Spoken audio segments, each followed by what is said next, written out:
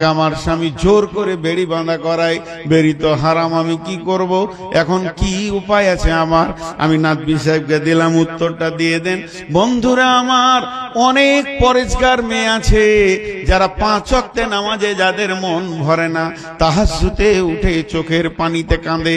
অতএব পরেজগার মেয়ে আছে, কত ভালো মেয়ে আছে, নিজেকে পর্দার সঙ্গে দুনিয়া করে, বেগানা পুরুষের সঙ্গে কথা বলে না, এটাকে সে নোংরা মনে করে।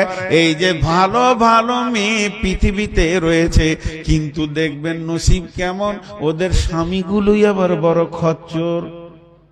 আছে না মাল, ডেঞ্জাস মাল আছে না?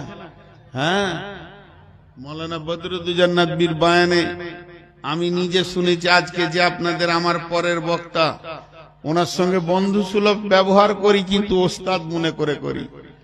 তিনি একটা বয়ান করেছিলেন, বড় দুঃখের। আমি